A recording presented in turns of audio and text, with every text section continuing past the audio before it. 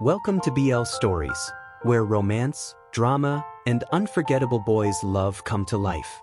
Love knows no limits, and the best stories aren't always straight.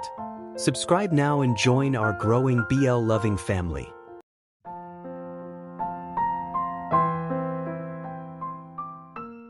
Christian Ivanov and Alexander Hamilton have finally found each other. But true love is never without its trials, and it seems as though every force in the universe is determined to pull them apart before their romance has even had the chance to truly begin. Amid lies, long-buried family secrets, simmering revenge, and personal struggles, the question remains: do Christian and Alexander have the strength to hold on to each other when everything around them starts to fall apart? Or will they be torn apart by the weight of their own mistakes? Beginning of Season 2. Alex's POV. I flinched at the sound of Derek's glass shattering as it hit the floor. All eyes turned to the man standing in the office doorway. He was directly in front of me, his presence demanding my full attention. It was then I noticed something I hadn't realized before. His features bore a striking resemblance to Anna's. Both had dark hair, matching the shade of Brad's. But it was his eyes that caught me. They were identical to Anna's. A wave of unease churned in my stomach as I remembered what Brad had told me about Anna and her brother. Christian reacted first. "Security!" His voice rang sharply through the office, making me flinch again. Joan stepped in front of Brad without hesitation, her stance protective. She was small in stature, but I knew she was ready to defend him if needed. Brad placed a hand on her shoulder and gently moved her behind him. Within moments, 3 large security guards rushed into the office, pushing the intruder to the side. I couldn't remember his name exactly. Vadik? Something like that. "Sir?" one guard asked Christian. Christian pointed at Anna's brother. "Detain him and take him around to the back of the building. Keep it quiet, no scene, no alarming the guests." His words were cold and precise, sending a chill down my spine. "Wait!" Anna's brother tried to speak, but the guards were already restraining him. "Please, let me explain, just give me..." His plea was cut short when one guard pushed him against the wall and led him out. It wasn't exactly subtle, but they were quick. As soon as they disappeared, Christian stepped to the doorway. "Stay here. I'm going to get my father." He left without another word. "What was that?" Derek muttered, breaking the stunned silence. His words summed up the look on everyone's faces. Even Brad seemed frozen in a mix of emotions I couldn't read. "How did he even get in?" Joan asked. "A good question," I replied, my voice sounding strange to my own ears. Moments later, the office door flew open again. Christian's father, Slav, entered first, followed by Christian. "Where is he?" Slav's deep voice filled the room. "Security has him detained near the storage area downstairs. The authorities have been called," Christian said. Slav's expression was intense, enough to raise goosebumps on my arms. Without another word, he turned and left, moving quickly. "Dad!" Christian called, following him. The rest of us exchanged uneasy glances before instinctively hurrying after them. By the time we reached the basement, Slav had already found the man. Security was trying to hold him back from a now bloodied Vadik? Yes, that must have been his name. "Dad!" Brad shouted, just as Slav broke free and delivered a hard kick to the man's side, sending him sprawling. With his wrists bound, he couldn't stop his fall. Brad grabbed Slav and held him firmly. "You can't do this. The police will be here any minute." "I don't care." Slav snapped, his voice shaking with fury. "After what he's done to Anna?" His words faltered before he could say more. The room fell silent. Even the guards didn't speak. I believed him. Slav genuinely wanted to harm him. "Contract?" Brad asked quietly, still holding him. "It's not something your mother and I plan to tell you," Slav said, avoiding his gaze. "We were trying to protect you. You'll understand soon, I promise." "What are you talking about?" Christian demanded, stepping beside Brad. Before Slav could answer, 2 police cars pulled up outside. An officer stepped out, greeted one of the security guards, and together they escorted the man into the back of the squad car. I looked back at Brad. His face no longer held confusion, it was something else now. All I saw in his eyes that night was pain. Christian's POV. I understood why the police had to take Vadik into custody, but my attention stayed fixed on my father. There were many things I could forgive. Lies and deceit were not among them, especially within the family. Brad's eyes held a visible pain, and I knew there was something we weren't being told. Something neither my mother nor my father had ever shared with us. Brad rarely let his emotions show, but tonight, they were written plainly across his face, and that fueled the tension building toward our father. "Tell me exactly what you mean," I said firmly to Slav.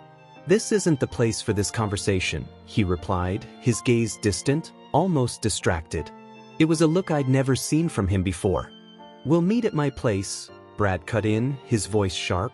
I was startled. This was the first time I'd heard Brad speak to our father like that. Slav looked unsettled, as if he was barely holding himself together. "We're leaving now," I said, taking control. "Alex, his mother, Brad, Joan, and Derek will come with us. Once the main performances at the gala are over, I expect you and Mother at Brad's house. This is your last chance to tell us everything, no half-truths. If I find out you or Mother have been keeping anything else from us, I will walk away. From the company, from my position, everything." This was the first time I had ever shown my father such open defiance, but he needed to understand how serious this was. Brad placed a hand on my shoulder. "Come on. Let's go." We left Slav with the security team and returned to the office. Alex's mother was still there, slouched in a chair, clearly intoxicated. "Brad, take Derek and Joan back to your place." "I'll drive Alex and his mother," I said. He nodded, and we headed for the exit. As I drove, I noticed Alex staring out the window, tapping his fingers against his knee. I reached over and placed my hand on his, stilling the movement. He glanced at me and gave a faint smile. He looked exhausted, and I knew I was partly to blame. The drive to Brad's wasn't long. His house renovations were nearly complete, the new garage standing where construction bins once were. "This place is huge," Alex's mother muttered from the back seat. Alex tensed. When we arrived, Alex stepped out quickly and went up the stairs. Before his mother could follow, I locked the doors and met her gaze. "There are more pressing matters to handle right now," I said evenly, "but don't think I've forgotten your actions tonight, or the embarrassment you caused. When we go inside, you will sit down, stay calm, and not cause another scene. Understood?" Her eyes widened, and she nodded slowly. I unlocked the doors and we went inside, where Brad welcomed us. "Make yourselves comfortable," he said. "There's coffee in the kitchen, and the living room is just down the hall. Now it's just a matter of waiting for our parents to arrive." I guided Alex and his mother to the living room, where Joan and Derek were seated. Vanessa's eyes lingered on the drinks, but I gave her a look that made it clear there would be no more trouble tonight. "Could you bring Miss Hamilton some coffee?" I asked Brad quietly. "And keep an eye on her. If she so much as thinks about drinking, let me know immediately." He nodded and I led Alex upstairs. "I really don't mind keeping this suit on," Alex said as we walked into Brad's large closet. "I know it's comfortable, but you should change into something casual. We might be here a while, and you could use some rest," I replied with a small smile. "You look tired, and you'll want your energy for the conversation that's coming when my parents arrive." Alex hesitated. "Are you sure we should be here for that? It sounds personal." "It is," I said, "but everyone's been pulled into this now. I suppose it's only fair you hear our side, considering how much of your life I've pried into." "Something we still haven't fully discussed," he reminded me. "Yes," I said quietly. "Brad values Joan's presence, I value yours, and Derek has gotten involved whether he meant to or not. And I'm certainly not leaving your mother alone tonight." Alex stood in the center of the room, fiddling with the edge of his jacket. I stepped closer and gently helped him out of his suit jacket. As I began unbuttoning his shirt, he glanced up. "I can do this myself," he murmured. "I know," I said with a soft smile. "But sometimes it's nice to have help." Alex's POV.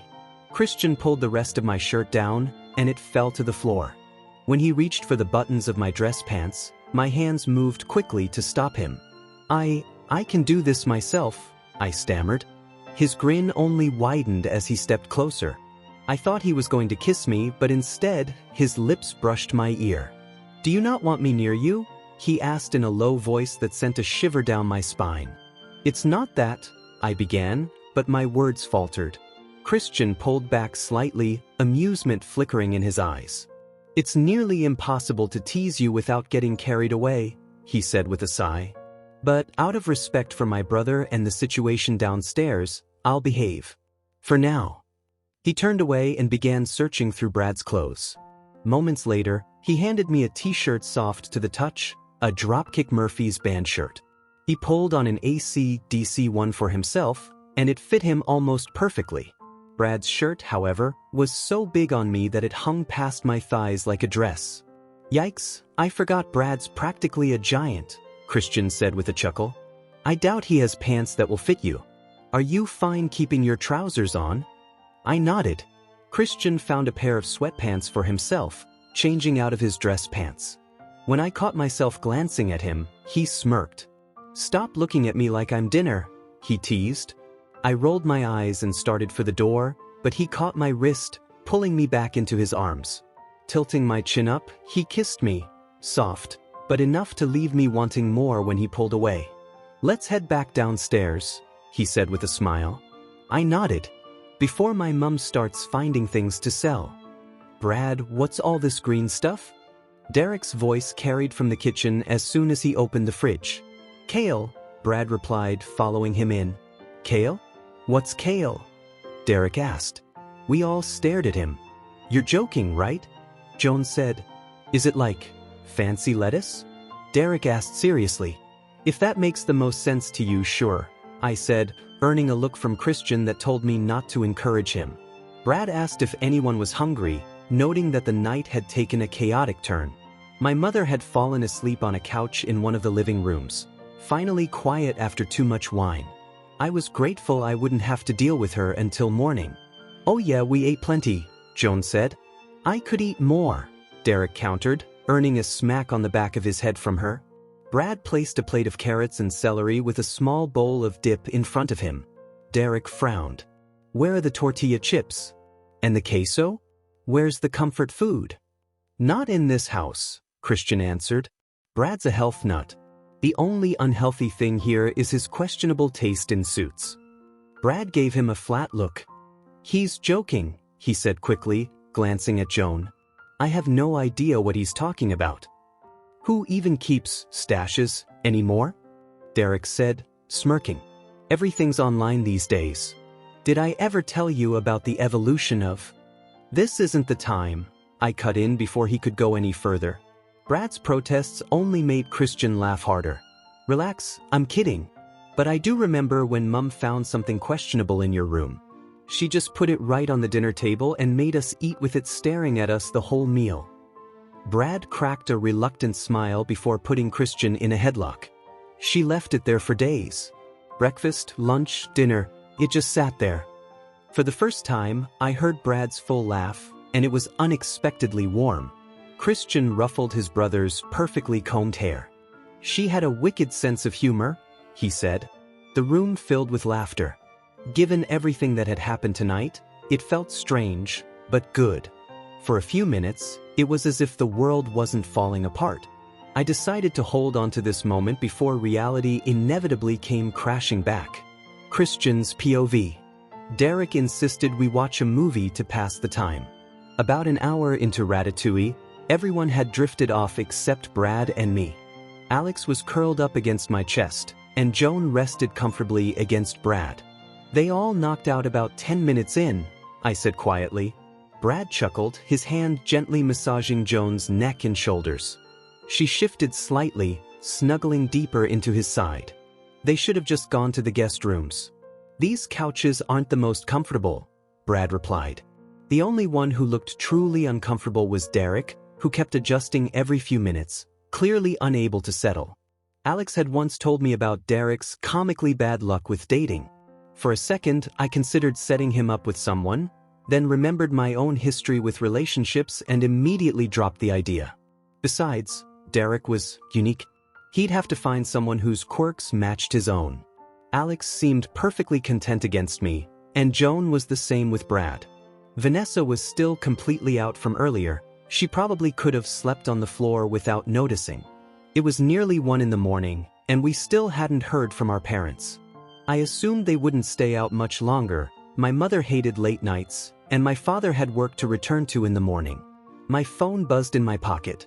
Careful not to wake Alex, I slipped it out and checked the screen. My father was calling. "Hello." I answered softly. "Hey, your mother and I are just pulling up now," he said. "I'll get the door." "They're here?" Brad asked when I hung up. I nodded. "Looks like it's just you and me for this conversation tonight." Brad stood first, carefully sliding a pillow under Joan so she could stay comfortable. She instinctively adjusted and kept sleeping. I did the same for Alex, who barely stirred. Brad was waiting by the front entrance when I joined him. We watched as our parents stepped out of their car. Brad didn't employ live-in staff. He preferred privacy and hired help only when needed. I could tell from my parents' expressions they were disappointed the garage wasn't available for them, but I appreciated Brad's approach. Privacy was part of his peace. "Hello, my sons," our mother greeted warmly, kissing us both on the forehead. "Hi, Mother," we replied together. "Let's go inside." "Are your friends still here?" my father asked.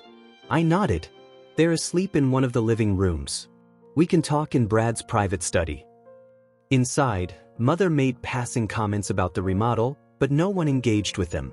We all knew why they were here.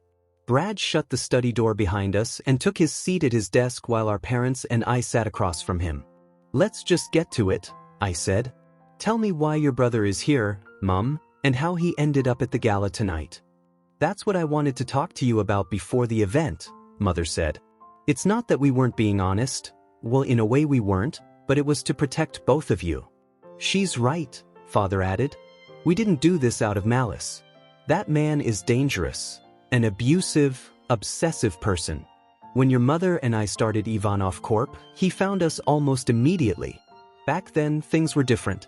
Taking legal action carried serious risks for your mother, and she could have lost her child if she tried. She did everything she could to get back to you, Brad. I want you to know that. When he found us, we arranged to send him a certain amount of money in exchange for him staying away. We never thought he'd try to contact you directly. We're still trying to figure out how he made it here and why," Mother explained. "I think it's obvious. He's here for his son," I said. I tried to keep in mind my mother's trauma, but this wasn't easy for Brad either. I couldn't understand why they didn't see that. "You are not his son," Mother said sharply to Brad. "You are ours. Put aside any ideas you've formed. This man is not worth a moment of your time." "Then tell me what I'm supposed to do," Brad replied, his voice edged with frustration. "He's here in the States, sitting in county jail right now, likely protected by hush money. Forget me being your son for a moment. Legally, as your attorney, how do I handle this?" It was rare to hear Brad address our parents this way. He'd set aside emotion and gone into his cold, tactical mode, the one he used when there was a problem to solve. But I couldn't help thinking this wasn't a problem that could be neatly resolved. "We honestly don't know, sweetheart," Mother said, her voice breaking. Brad's eyes softened instantly. "We'll do everything we can to keep this quiet. But if we press charges, I don't know how we can avoid renegotiating the old agreement." "I don't think it's wise to keep someone dangerous on your payroll," I said firmly. "This can't get out," Mother insisted. "If it does, it will dig up things better left buried." "He hurt you," I said, my frustration slipping through. "If you're worried about business right now, your priorities are in the wrong place. He should face justice for what he's done." "You can't understand right now," she said quietly. "But one day you will." I glanced at Brad. His face was composed, but when I looked closer, I saw his nails digging into the skin of his palms, a habit he'd had since childhood whenever he needed to keep himself grounded. Christian's POV. "As of now, we need to figure out how to handle this with the least amount of fallout," Slav began. "I've already had to apologize repeatedly to the gala guests, first for your disappearance, and then for the scene that unfolded tonight, all thanks to your assistance, Mother." Speaking of which, my mother added, what are you going to do about her? I can tell you now, she will not be welcome at another company event. Understandable, I sighed. I was trying to help her and to help Alex. But somewhere along the way, I think I created a bigger problem than I solved. We Ivanovs aren't meant to be associated with this kind of mess, my father said firmly. It reflects poorly on the company. Everyone struggles with something, Brad cut in before I could respond. It might be food, exercise, shopping, anything. Vanessa's addiction is no different. I'll admit what Christian did wasn't the smartest move, but his heart was in the right place. Alex means a lot to him, and I understand why he'd want to help.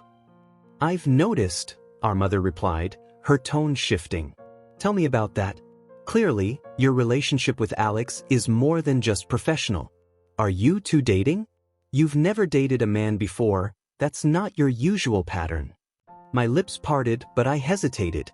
Alex and I hadn't had that official conversation yet. Still, I knew I cared for him more than I had ever cared for any of my past girlfriends. My mother always said I could be intense when it came to love, but I'd never seen the point in doing anything halfway. As she liked to say, if you're going to do something, commit to it. And I could see myself growing old with that man. I don't know how Alex sees it, I said finally, but from my perspective, I'm completely devoted. No one's ever made me feel the way he does, as cliché as that sounds. Mother nodded slowly. We've already talked about the risks of becoming romantically involved with an assistant. Love and work rarely mix well. Of all the things I could discuss with my mother, my love life ranked dead last. How did you and father meet again? Brad interjected. I nearly laughed. Brad was firmly in my corner tonight. My mother hesitated, but father spoke up. You know I'm a hopeless romantic. If this is who you want to pursue, there's no reason for us to stand in the way. I smiled at Slav. He'd never judged my relationships or my more casual encounters. He used to tell me that one day I'd find someone who would fulfill every part of me, someone who could meet me at every level. At 13, I had no idea what that meant. Over a decade later, I understood. Your father is right, Mother said at last. Just don't mess this one up. I actually like Alex. He's got spirit. Brad and I groaned. What? She asked, amused. Please never say spirit like that again. It sounds outdated, Brad complained.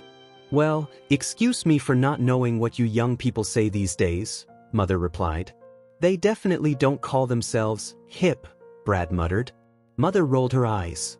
Anyway, she continued, your father and I have a long day ahead tomorrow. We'll keep you updated. For now, get some rest. Brad and I nodded. Slav followed her toward the door. Somehow, my mother looked as pristine as she had at the start of the day, not a hair out of place. My father, on the other hand, looked worn. When he held the door open, I caught sight of bruises forming across his knuckles. I remembered watching him box when I was younger. That was the only time I'd seen him hit anything. Tonight had been a reminder of what he was capable of. Thinking about the state in which he left Vatic, I was surprised he hadn't done worse. Every instinct told me that if the opportunity had been there, he might have. When we stepped back into the main hall, I spotted Alex sitting on one of the entryway sofas. He looked tired but alert, as if he were bracing for something. Oh, Mr. and Mrs. Ivanov. He stood and gave them a polite nod. Alex, my father said with a warm smile. My mother pulled him into a brief hug. I'm glad we saw you before we left. The pleasure's mine, Alex replied. I just wanted to apologize personally for my mother's behavior at the gala. Well, let's just say recovering is a generous term. I honestly didn't know she would cause such a scene. Stop apologizing, my mother said firmly. You can't take responsibility for someone else's actions. I appreciate that you want to make things right, but the most meaningful apology will have to come from your mother herself. Family is family, my father added. You don't get to choose your upbringing. And as you saw tonight, the Ivanovs aren't immune to challenges either. Apologizing for something you didn't do is pointless. I sat beside Alex and placed my hand over his. None of this was your fault. If anything, it was mine, for putting too much faith in a fragile situation. My father chuckled. We Ivanovs are the definition of unstable. He wasn't wrong. I'd spent years drifting through life, not caring much about responsibility. But that had to change. I needed to learn how to be steady, for Alex and for myself, even if it meant letting go of my ego. Alex's POV. Christian led me to one of the guest bedrooms on the first floor. Brad had insisted we all try to get some rest before work in the morning, though the reminder that tomorrow was Monday felt almost cruel. The thought of going back to work so soon seemed impossible, but Christian warned me he'd drag me in himself if I tried to skip. Apparently, despite a few incidents, the gala had been considered a success. Christian wanted us to start working on proposals for potential investors right away. Your mother will be leaving tomorrow morning at 7, if you'd like to say goodbye, Christian said as he followed me into the room and closed the door. Not really, I admitted. No problem, he replied with a small nod. The facility isn't far from here. I can drive you if you ever want to visit. She'll be starting a 60-day rehabilitation program there. I changed into more comfortable clothes and slipped under the covers. Christian did the same, settling beside me and wrapping an arm around my shoulders. My fingers traced the inked lines of his tattoos, almost without thinking. Can time stop right here? In this exact moment? I asked quietly. He chuckled. You're just trying to get out of working tomorrow. It's too soon, I groaned. Why can't we start the work week on Tuesday, or maybe in the year 2025? He ruffled my hair. Because we need to build on the gala's momentum. If we want to secure new investment opportunities, we have to act fast. His hand moved to the back of my neck, rubbing gently. But why? I whined, pretending to be dramatic. He tilted my chin so our eyes met. You'd like an end-of-year bonus, wouldn't you? That's not happening unless we land those investors. That shut me up. I pouted, but his teasing smile softened into something warmer as he leaned in to kiss me. It started slow, but when he began to pull away, I deepened it, tangling my hands in his hair. The way he melted into my touch made my pulse quicken. I wasn't sure how long we stayed like that, just breathing each other in, but eventually Christian pulled back slightly, his forehead resting against mine. We should get some sleep, he murmured. And we will, I said with a small grin, though I could feel the unspoken challenge in the air. He let out a low laugh and pulled me closer, but I shook my head. Go. To bed, I ordered, swatting his hand away when it tried to wander. He sighed in mock annoyance, but tightened his hold on me anyway. The coolness of the room, paired with the warmth of him beside me, felt like perfection. Sleep was already winning the battle to take me under. Just before I drifted off, I felt his lips brush my forehead and heard him whisper, "You were right." My voice was groggy. About what? About wishing time could stop right here. In this moment. That was the last thing I heard before sleep claimed me. Alex's POV. Much like Christian had warned, he had everyone back in the office by 8:15 a.m. sharp. Well, almost everyone. I woke up to an empty bed and a neatly folded note from Christian. He'd already left for prior engagements and reminded me, yet again, about the long list of meetings I'd need to prepare for on my own until he could meet me at the office. I headed down to the kitchen in Brad's home to see if anyone else was still around. The first person I spotted was Joan, sitting at the kitchen island. She looked different, though I couldn't quite place why. Before she noticed me, Brad suddenly popped up from behind the counter, holding a frying pan and wearing no shirt. Startled, I dropped my phone. It clattered loudly against the tile. One of these days, that phone was going to break for good. Joan and Brad both turned quickly at the noise, their eyes widening when they saw me. "Alex," Joan blurted. Brad grabbed a shirt from the windowsill bench, pulling it on in a hurry. "Good morning," he said with a polite nod. "You startled me. When Christian left, I assumed you had gone too. Workers from the rehabilitation facility came for your mother earlier. Derek must have stepped out as well. I didn't see." "Oh, I'm right here," came Derek's voice. He sat up from behind the bar and we all jumped. "What are you still doing here?" Joan demanded. "Well, what are you two still doing here?" Derek shot back. I glanced at Joan and she met my eyes. He's not entirely wrong, I admitted. Touché, Joan muttered. Brad frowned. Did you sleep on the floor behind my bar? Derek shrugged. I tried sleeping in one of the guest rooms, but none of the beds felt right. Too firm, too soft. Nothing worked. So I came down here thinking a drink might help. But when I got to the bar, I found bottles of things I'd never even heard of before. And I'm no amateur. Joan and I exchanged a confused look. Brad chuckled, a rare sound. You must mean Dansky Spiritus. No wonder you didn't make it to bed. How many shots did you have? A few, Derek said. And I tried another one. Something like, Gandhi Rex something? Brad shook his head. Dansky Rectificoani. That's one of the strongest liquors in the world. Usually reserved for my father when he visits. Joan folded her arms. Derek, you can't just help yourself to someone's private stash. In my defense, Derek countered, Brad said we could help ourselves to anything at the bar. And these bottles were unopened, so I figured they were just waiting for someone to enjoy them. Brad sighed but didn't argue. Well, how's your head this morning? Derek grinned faintly.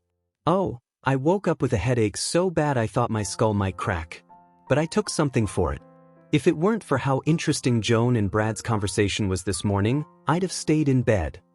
Joan narrowed her eyes. First of all, there's nothing interesting to repeat. Second, you don't look so good. Brad studied him. Yeah, another drink wasn't a good idea. I might call my father for advice, see if we should take you to the hospital. Derek waved them off. I'm fine. Just need to sleep it off. His voice trailed until he was completely out. Brad was already pulling out his phone to make the call. Speaking of phones, mine was still on the floor. I picked it up and checked the time. I had minutes to spare before I'd be late.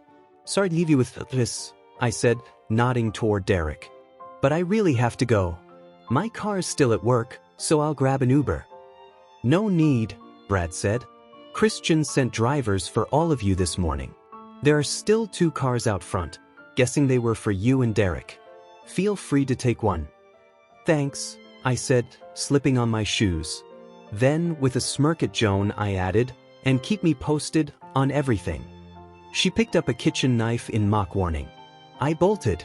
Joan rarely missed her mark. Alex's POV. When I finally made it into work, I immediately understood what Christian had been warning me about.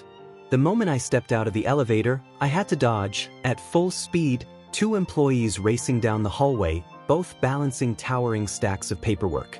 Whoa! I blurted, pressing myself against the wall as my life flashed before my eyes. Sorry, called Sarah from behind one of the stacks. I could barely see the top of her head before she disappeared around the corner. Every floor seemed to be in overdrive. I couldn't remember the last time I'd seen this kind of frenzy in our offices. Maybe it was because the Maverick deal was our first big win in a long time. By the time I reached the 5th floor, it was the same story, organized chaos. Good morning, Mr. Hamilton. A man greeted me as I stepped into Christian's office area. Christian left the new agreement documents on your desk. He said you'd know what to do with them. I'll be down the hall if you need me. He should be in within a few hours. I recognized him from passing by before, but we'd never spoken. I nodded in thanks and headed into my own office. That's when I saw it. A mountain of paperwork covering nearly every inch of my desk. I had just enough space left for my keyboard and mouse. Right on top was a sticky note in Christian's handwriting. Please complete the document prep before John Terry arrives this morning. He should be in by 9:45 a.m. Don't disappoint me, or I might have to compensate by buying myself something nice with your bonus money. P.S. I wish I was joking, but I've been eyeing this new watch for a while. I shook my head. My bonus couldn't buy one of Christian's watches, maybe the box it came in if I was lucky. Then I saw the clock. 8:20 a.m. Less than an hour and a half to review all of this? A knock at the glass door pulled me from my thoughts. It was Anna. I jumped to my feet as she entered, looking perfectly put together in a beige, black, and white checkered blouse, crisp white suit pants, and matching heels. She looked well-rested. I probably looked like I'd risen from the grave. Alex, she greeted warmly, leaning over my desk to shake my hand. Hi, Anna. It's great to see you again, I replied with a smile. I just wanted to stop in. Do you have time to go over something with me? I glanced at the towering pile of documents. Not really. Of course. What's on your mind? She sat down across from me, sliding my neatly stacked paperwork into one big pile off to the side. I silently mourned whatever organizational system had been holding that stack together. From her briefcase, she pulled out a new set of documents. I'm sure you already recognize these, but they're official non-disclosure agreements. This isn't about mistrust, it's about ensuring we keep certain matters confidential until we know how to move forward. I looked down at them. Honestly, I'd never been handed NDAs before. I was just the IT guy. These agreements state you cannot discuss the Ivanov family's private matters with anyone outside a verified list, she explained. That list includes the family members themselves, Derek and Joan. It also prohibits any direct contact with Vadik Ivanov, regardless of the circumstances. I understood the reasoning. Any public leak could damage the family's reputation. Anna had clearly put everything she had into this company. But when I skimmed the penalties for breaking the contract, my stomach flipped. A fine of $1 million. I didn't have $1 million. I didn't have $500,000. Honestly, I didn't have $250,000. Anna must have read my expression. I know it seems extreme, but we need to secure the situation. Any dealings with Vadik should no longer concern you or your friends. You've done a lot for my family and we're grateful, but this is our burden to carry. She slid the pen toward me. I hesitated. What if this agreement puts me in a position where I can't help Christian or Brad if they need it? Her smile was polite but less warm than before. I can see you care deeply for them, Alex. But I've kept them safe for years, and I will continue to do so. I realized my question had offended her. These were her children. She'd already sacrificed so much for them. Who was I to say she couldn't protect them? Reluctantly, I picked up the pen and signed the final page. She tucked the papers into her briefcase, leaving the pen behind. You keep it, she said. Part of a custom calligraphy set from when we launched Ivanov Corporation Fine Ink. I think you'll find it useful. I nodded, setting it gently on my desk. We both stood. Thank you, Alex. We never wanted to put you in this position. I wish it hadn't come to this. Before she could pull her hand from our handshake, I held on a moment longer. What do you plan on doing with Vadik? Her smile faltered. We're still deciding. But don't worry, we'll take care of it. When her eyes flicked to my hand still holding hers, I quickly let go and muttered an apology. Have a good workday, Alex, she said over her shoulder as she left. And don't let these thoughts distract you. I sank into my chair, but her words echoed in my mind. We'll take care of it. Why did it sound so unsettling when she said it?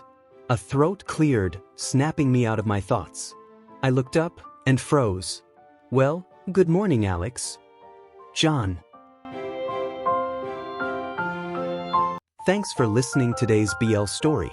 If it made your heart skip a beat, don't forget to like, comment, and subscribe. Only here on BL Stories, where love knows no limits.